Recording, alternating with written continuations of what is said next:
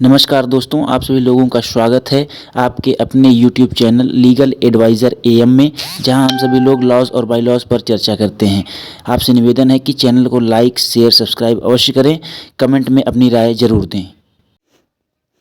दोस्तों, इसके पूर्ववर्ती वीडियो में हम लोगों ने SC/ST एक्ट के सेक्शन 3 का जो क्लॉज 1 था, उसमें जो 15 प्रोविजंस दिए गए थे, उनके बारे में पढ़ा था और समझा था। आज हम लोग सेक्शन 3 के ही जो क्लॉज 2 के सब सेक्शंस हैं, उसके बारे में देखेंगे कि उसमें क्या प्रावधान किया गया है और उसमें क्या, किस अपराध के लिए क्या सज़ा दी गई है। तो सबसे पहला इसमें लिखा गया है कि कोई व्यक्ति,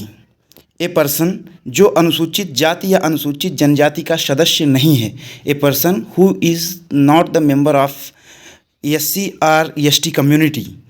मिथ्या साक्ष्य देगा या गढ़ेगा, यानी कि किसी भी न्यायालय में कोई झूठा सबूत प्रस्तुत करेगा या ऐसा सबूत देने के लिए प्रयास करेगा, बनाएगा, जिससे उसका आशय किसी अनुसूचित जाति या अनुसूचित जनजाति के किसी सदस्य को किसी ऐसे अपराध के लिए जो तत्समय प्रवृत्त विधि द्वारा मृत्युदंड से दंडनीय है।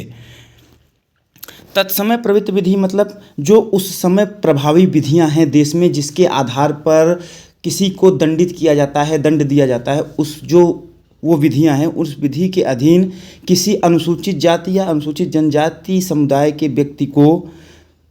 किसी झूठे आरोप में दोष सिद्धि देने के लिए, जिसमें कि उसे मृत्युदंड तक की सज़ा मिल सकती है, झूठा साक्ष्य देगा या बनाएगा,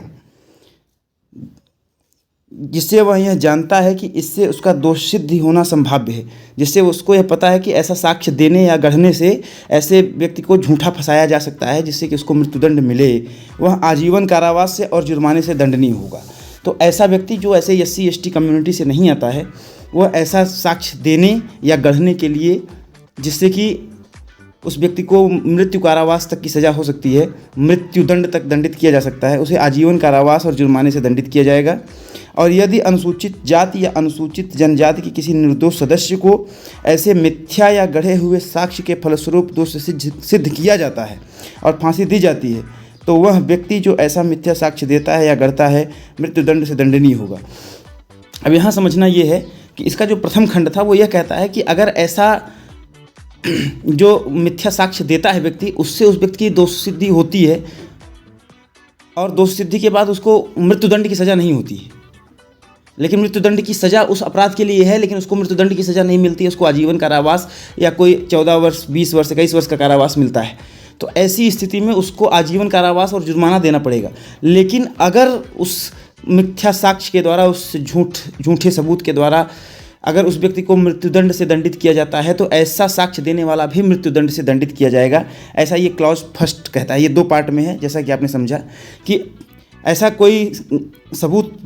प्रस्तुत करना कोर्ट में या बनाना, जिससे किसी अनुसूचित जाति या अनुसूचित जनजाति समुदाय के व्यक्ति को झूठा किसी ऐसे आरोप में दोष सिद्ध कराना है जिस आरोप में उसे मृत्युदंड हो सकता है। अगर आरोप सिद्ध हो जाता है किंतु मृत्युदंड नहीं होता है, तो ऐसे मिथ्या साक्ष्य के लिए उसे आजीवन कारावास और जुर्माना,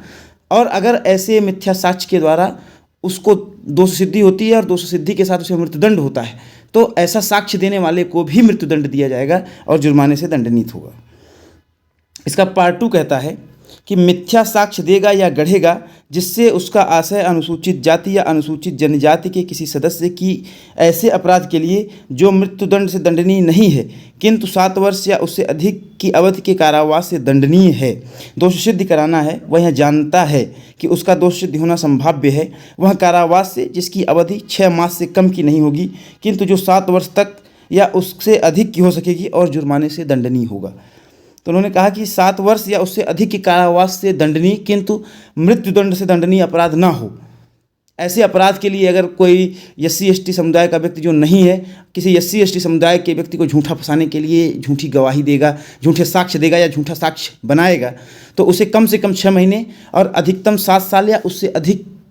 टर्म की भी इम्प्रिजनमेंट हो सकती है, साथ ही जुर्माना भी देना पड़ेगा।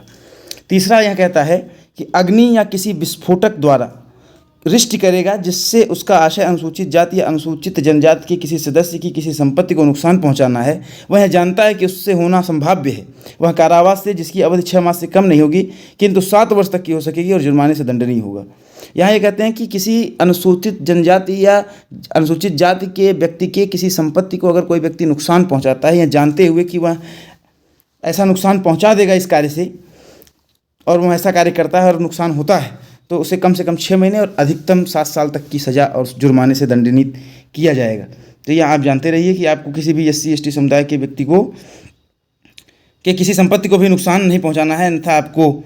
सज़ा हो सकती है। इसका चौथा खंड कहता है अग्नि या किसी विस्फोटक पदार्थ द्वारा रिष्ट करेगा जिससे उसका आशय किसी ऐसे भवन को जो अनुसूचित जाति या अनुसूचित जनजाति के किसी सदस्य द्वारा साधारणतः पूजा के स्थान के रूप में या मानव आवास के स्थान के रूप में या संपत्ति की अभिरक्षा के लिए किसी स्थान के रूप में उपयोग किया जाता है, नष्ट करता है। वह यह जानता है कि ऐसा होना संभाव्य है, वह आजीवन कारावास से और जुर्माने से दंडनीय होगा। अब आप ये समझ लीजिए कि अगर यहाँ SC/ST समुदाय के लोग रह रहे हैं, वहाँ SC/ST समुदाय के अतिरिक्त किसी अन्य व्यक्ति द्वारा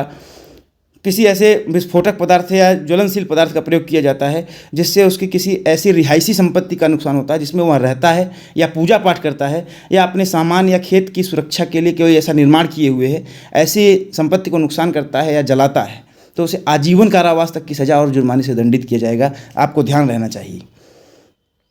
साथ ही यह कहते हैं कि भारतीय दंड संहिता के अधीन 10 वर्ष या उससे अधिक की अवधि के कारावास से दंडनीय कोई अपराध किसी व्यक्ति या संपत्ति के विरुद्ध इस आधार पर करेगा कि ऐसा व्यक्ति अनुसूचित जाति या अनुसूचित जनजाति का सदस्य है, ऐसी संपत्ति ऐसे सदस्य की है, वह आजीवन कारावास से और जुर्माने से दंडनीय होगा।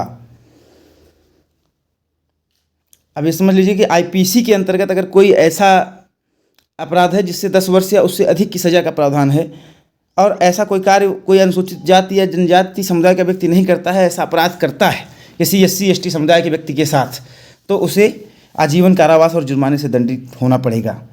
यह जानते हुए या विश्वास करने का कारण रखते हुए कि इस अध्याय के अधीन कोई अपराध किया गया है, वह अपराध किए जाने के किसी साक्ष्य को अपराधी को विधिक दंड से बचाने के आशय से गायब करेगा या उस आशय के अपराध के बारे में कोई ऐसी जानकारी देगा जो वह जानता है या विश्वास करता है कि वह मिथ्या है, वह उस अपराध के लिए उपबंधित दंड से दंडनीय होगा। लोक सेवक होते हुए इस धारा के अधीन कोई अपराध करेगा, वह कारावास से जिसकी अवधि कम से कम 1 वर्ष होगी, जो उस अपराध के लिए उपबंधित दंड तक हो सकती है।